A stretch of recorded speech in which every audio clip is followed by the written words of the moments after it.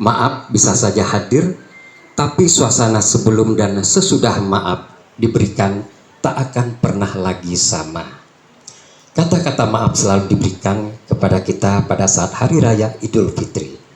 Apa yang dimaksud dengan maaf? Mari kita sama-sama dengarkan tausiah yang akan disampaikan oleh guru kita, Bapak Ustadz Muhammad Afifuddin STHI. Indahnya laut berwarna biru, sebiru lautan di Raja Ampat. Tak ada ruginya kita mendengarkan nasihat guru, ilmu didapat, semoga bermanfaat. Kepada beliau kami silahkan untuk hadir bersama-sama kita. Assalamualaikum warahmatullahi wabarakatuh. Daun salam ada di sawah, jawab salam dapat berkah. Daun salam pucuk nanas, yang jawab salam utangnya lunas. Yang aminah kenceng banyak utangnya. Ya Allah. Ya. Ibu saya doain mudah-mudahan yang jawab salam bisa pergi haji. Kemarin juga di Kemenpora bersama ibu saya ketemu dengan adiknya Ustadz Jeffrey Al-Bukhari, yaitu Ustadz Siddiq. Beliau juga di travel. Kata beliau sekarang itu waiting list haji itu 26 tahun. Artinya yang sekarang usianya 80 ingin haji daftar, ada dua kemungkinan, berangkat ke tanah suci atau ke tanah kusir. Yang penting jawab salamnya semangat. Assalamualaikum warahmatullahi wabarakatuh. Boleh pakai tagline jamaah. Oh jamaah, alhamdulillah. Ini berarti nonton semua. Alhamdulillah.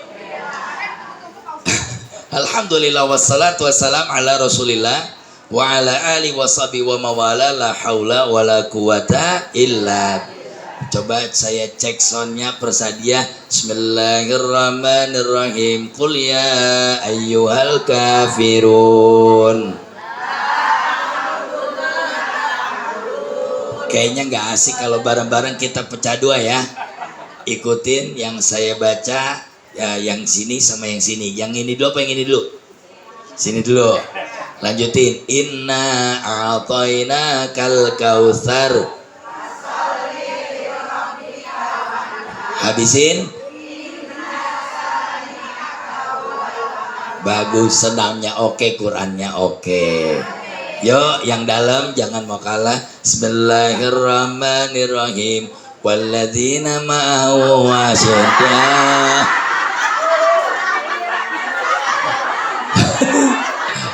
Oh, kan sama-sama Quran. Oh. Ambil aman bener Ustazah. Shadaqallah. Ambil aman. Mereka protes katanya. Pengennya ayat, ini juga ayat. Jangan salah, ini juz 23 bisa loh. Ibu-ibu di depan saya, di luar ini juz 23 bisa. Percaya sama saya, yang diam akan takjub. Bismillahirrahmanirrahim. Pak Haji Prasetyo, ini jamaah semuanya juz 23 jago-jago. Yasin. Terus jangan sombong.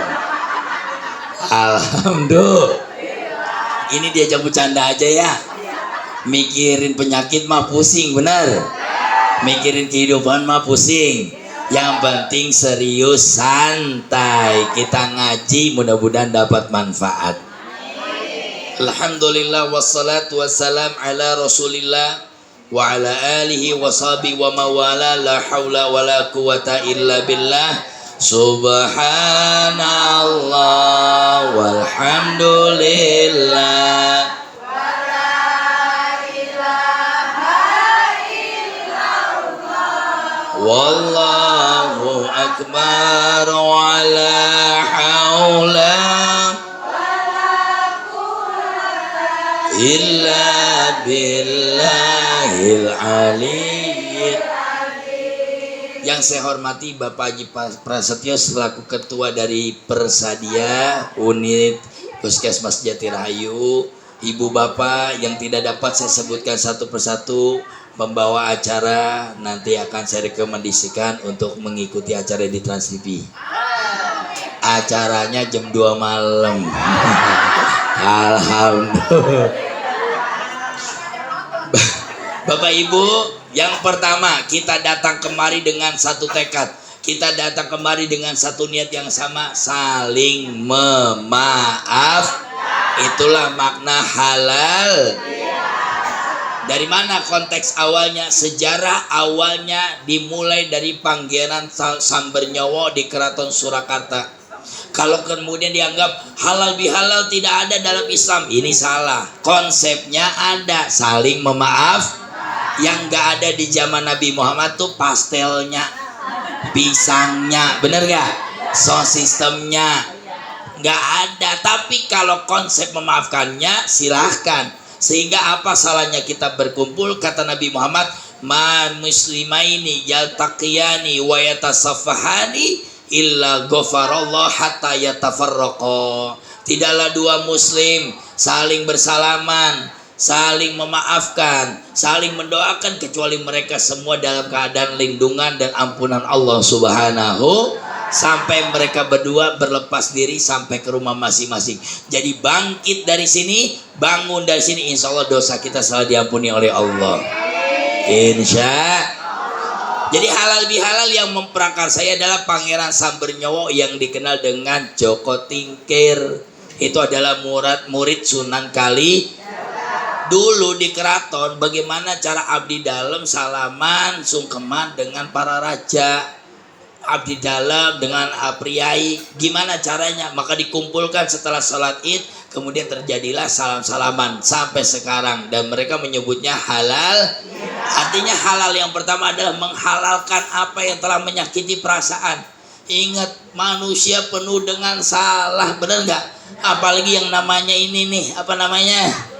Ya Allah, bikin status enak banget. Namanya juga ibu-ibu zaman now. Masya Allah, ibu-ibu tiktokan. La ilaha illallah. Bener gak? Ini mulut dijaga, jempolnya nggak dijaga. Bikin status. Statusnya serem banget. Kayaknya dia nggak suka tuh sama saya. Semua mikirin siapa nih. Bener gak? Kita ini bangsa paling kepo. La haula wala quwata. Mulut dia tidak bertulang, tapi begitu menyakiti, nauzubillahimin. Maka momentum halal bihalal adalah momentum saling memaafkan. Dulu Buya Hamka dengan Soekarno berseberangan. Bahkan Buya Hamka itu dipenjara oleh Soekarno. Berbeda ideologi, berbeda pemahaman di dalam bangsa Indonesia. Tapi apa yang terjadi? Begitu Idul Fitri, Bung Karno minta maaf, kemudian Buya juga memaafkan. Inilah indahnya halal. Kalau nggak ada halal bihalal, ibu, kita udah kayak Suriah. Kalau nggak ada halal bihalal, kita udah kayak Libanon. Kita udah kayak Sudan. Saudara dengan saudara saling berperang.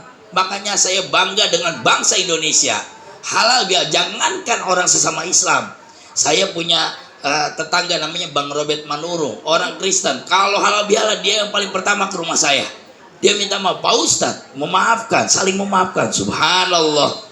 Makanya dia kalau Ramadan paling sibuk kirim kurma ke rumah saya. Ini orang Kristen.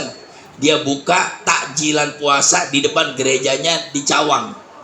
Artinya apa? Ini at-tasamu. Ini adalah sifat toleransi sesama anak bangsa. Nah nanti waktu Natalan saya kirim dia opor.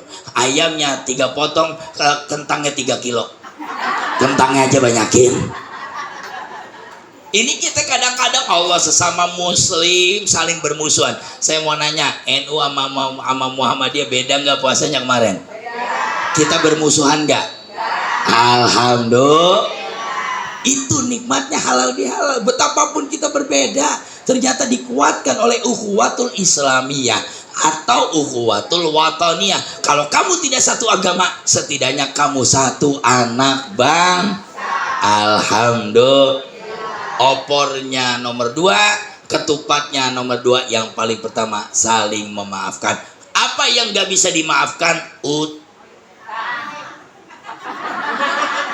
Kalau utang gak pakai minta maaf, utang teh bayar, bener ya? Utang di mana-mana, healing kemana-mana. Guys, aku ada di Eropa, utang bayar, utang bayar. La haula wala quwata. Jadi yang pertama, halal bihalal konsepnya ada dalam Islam, tata caranya diatur masing-masing. Ada yang pakai baju baru, alhamdulillah. Ada lagunya, baju baru untuk dipakai tak ada pun tak apa, masih ada. Ini persadi apa anak TK ya? Alhamdulillah. Yang kedua, ketika saya datang masuk rumah ini, saya kaget betul. Ini pasti usianya alhamdulillah. Bener nggak? Saya bilang, Pak Haji, saya minta maaf, yang lebih muda harus berceramah. Tapi saya percaya ada bahasa di bahasa Sanskerta atau Spanyol, mensana in corpore sano. Benar gak? Di dalam tubuh yang sehat terdapat jiwa yang kuat. Artinya apa? Kalau saya nggak gitu, mensana in corpore sano, gue pengennya ke sana, lu pengennya ke sono, gitu. Di dalam tubuh yang sehat ada jiwa. Puasa mendidik kita untuk sehat. Disiplin terhadap makanan, betul nggak? Ketika Allahu Akbar, Nabi Muhammad makan kurma hanya 3 butir, ditambah 1 air, sudah. Kenapa? Barangkali penyakit banyak sama kita. Kita makan yang nggak disiplin. Begitu Allahu Akbar, es cendol masuk, campur masuk, es teh manis masuk, semuanya masuk. Itu perut apa karung? Padahal puasa mendidik kita untuk disiplin terhadap makanan. Bayangkan, perut ini gak pernah istirahat. Makanya kata Nabi, sumu tasihu. Puasalah kalian akan sehat. Saya buktikan. Saya kurma 3 butir, 1 gelas di waktu sahur. Saya sanggup ceramah 3 tempat di siang hari. Yang penting di pinggiran kurma ada ayam bakar, ada kangkung, ada sop-sopan.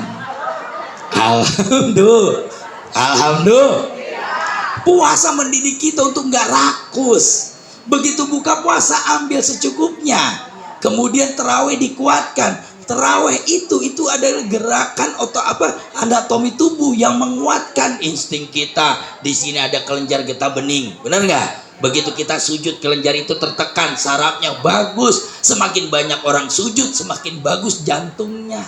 Karena jantung mengalirnya kuat di tempat sujud. Ingat, ketika kita sujud, kepala lebih rendah daripada jantung, betul? Itu tidak akan, insya Allah orang yang suka sujud tidak akan kena stroke.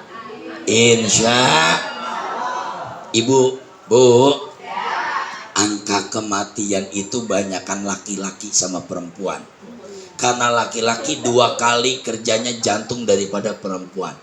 Di kantor diomelin bos, di rumah makanya paling banyak meninggal laki-laki. La haula wala quwata. Berarti konsep kita pengen sehat rohani dan satu-satunya alhamdulillah gerakan tubuhmu. Begitu sholat subuh, berangkat sholat, baru senam. Jangan senamnya jago, sholatnya kagak. Betul gak?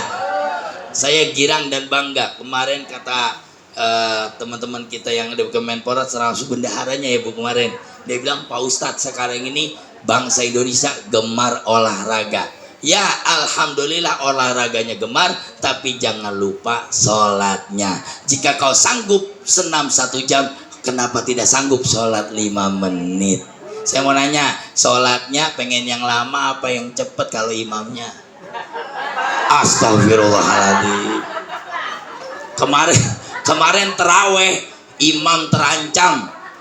Kalau imamnya model begini nih, Allahu Akbar, Bismillahirrahmanirrahim, Alhamdulillahirabbil alamin. Imam begini didoain panjang umur, sehat walafiat. Tapi kalau ada imam Allah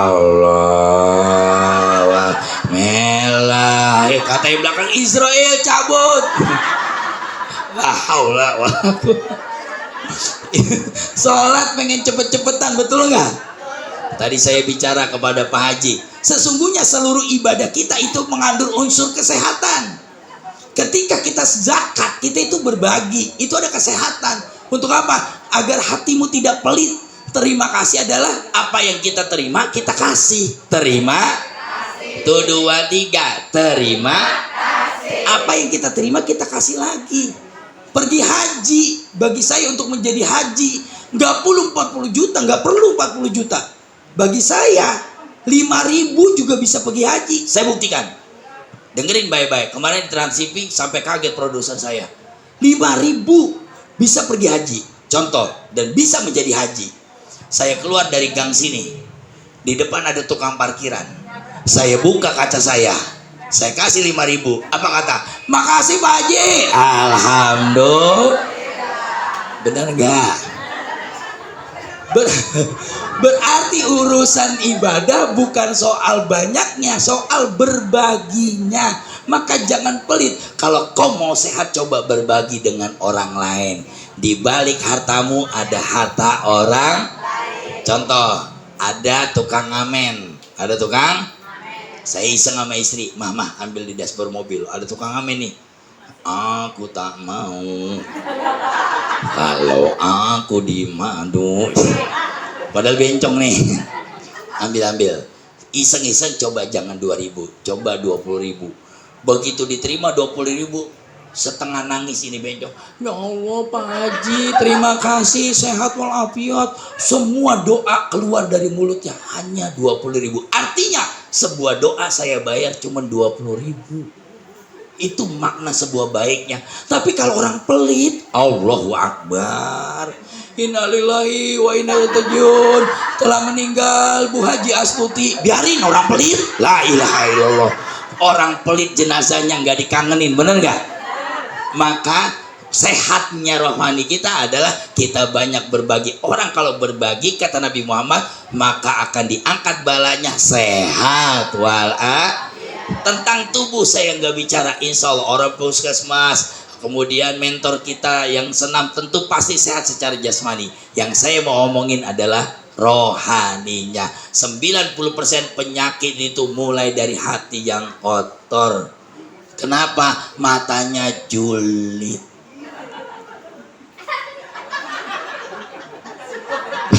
Bener nggak? Sholat ngadep kemana? Sholat ngadep kemana? Bukan sejadah. Benar gak? Pandangannya ke sejadah. Boleh gak kita julid ketika sholat? Berarti sholat mengajarkan jangan kau tengok kanan dan kiri. Cukup menuju sejadah, pandanglah keridhaan Allah. Itu Allahu Akbar. Datang orang, iseng aja tuh mata.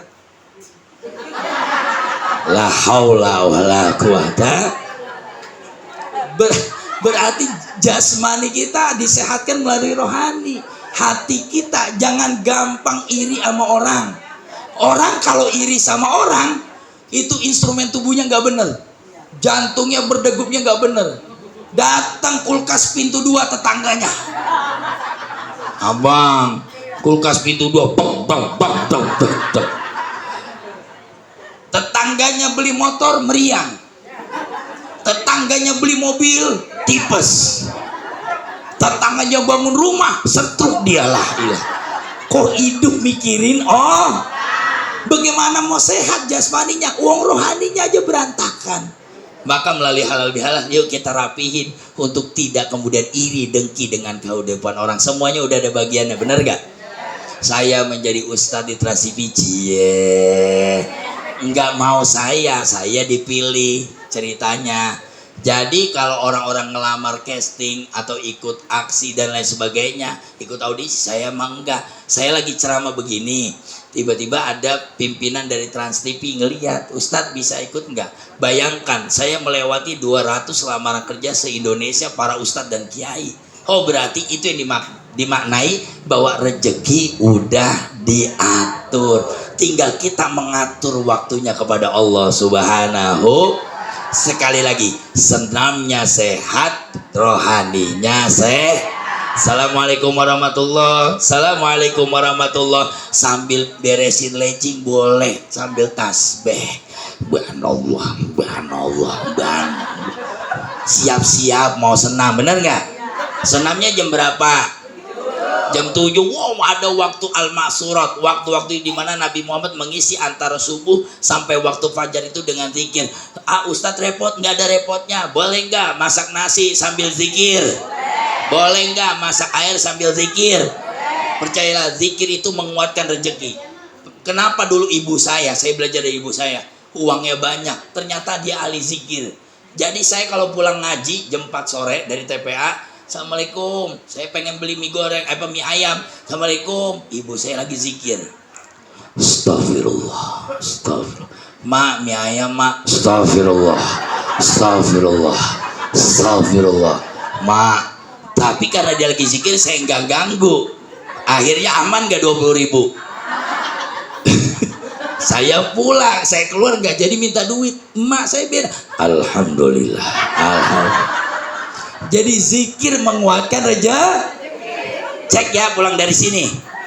Cek cucunya ke anaknya ke mama. Bismillahirrahmanirrahim. Cuman anaknya keren. Kata anaknya tadi lagi online WA lah, ketahu. Alhamdulillah. Subhanallah walhamdulillah wala ilaha wallahu akbar wala haula illa billah. Sudah waktunya ya? Ini? Enggak, saya mau ngasih tahu ini jam baru. Dikasih muka Caca. Kita lanjut yang ketiga. Tidak ada sehat yang paling sempurna kecuali sehat rumah tangga. Betul? Nabi Muhammad menjadi sukses karena istri-istrinya. Istrinya mendukung dakwanya. Khadijah mendukung dakwanya. Berarti kita juga harus mendukung dakwah suami kita, pekerjaan suami kita. Jadilah kiper terbaik. Jadilah penjaga gawang terbaik. Ingat, tidak ada anak bangsa yang hebat kecuali dia punya ibu yang hebat. Jangan lihat Jenderal Sudirman, lihat ibunya. Jangan lihat Soekarno, lihat ibunya. Jangan lihat orang-orang besar di negara ini, lihat ibunya. Pasti ibunya orang yang hebat, betul nggak? Maka kalau kita pengen anak cucu kita menjadi orang hebat, harus jadi ibu yang hebat di rumah tangga kita. Apa ibu yang hebat? Cerminan akhlakul karimah. Kalau nggak pengen anaknya keras hati, orang tuanya melembutkan hatinya. Kalau manggil, Nabi Muhammad nggak pernah teriak. 10 tahun Anas bin Malik meriwayatkan, aku tidak pernah mendengar Nabi Muhammad keluar dari kamarnya teriakan 10 tahun. Karena Nabi Muhammad kalau manggil orang didatengin orangnya, baru dipanggil. Misalnya Aisyah, jadi didatengin. Itulah adabnya. Jangan anak di belakang, emak di depan. Udah. La haula wala quwata. Se-RT denger kita manggil anak. Ada nggak di sini yang begitu? Ada.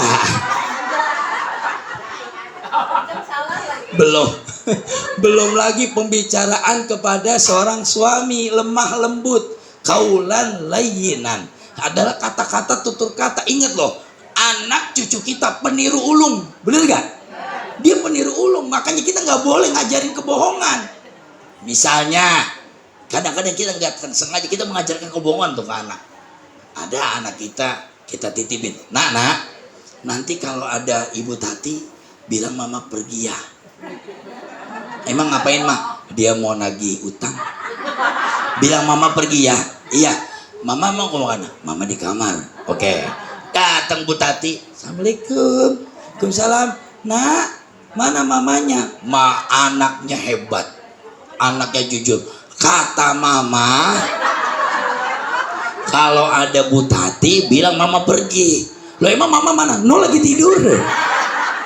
Ingat, kadang kita suka mengajarkan kebohongan kepada anak, itu peniru ulung. Kalau kita selalu megang handphone, jangan salahkan anak megang handphone. Betul nggak? Dia menirukan kita dan dia nggak bisa disalahkan. Makanya parenting terbaik adalah di mana kita menjadi uswah, kita menjadi contoh teladan. Saya percaya kalau ada cucu-cucu ngeliat ibu-ibu pasti bangga. Hi nenek cantik banget, pakai udungan, pakai ilbab, bener gak? Coba kalau ibu-ibunya la haula wala quwata.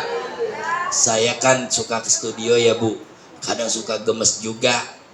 Ya gemes apa? Kadang-kadang di studio ada aja acara-acara yang begitulah ya.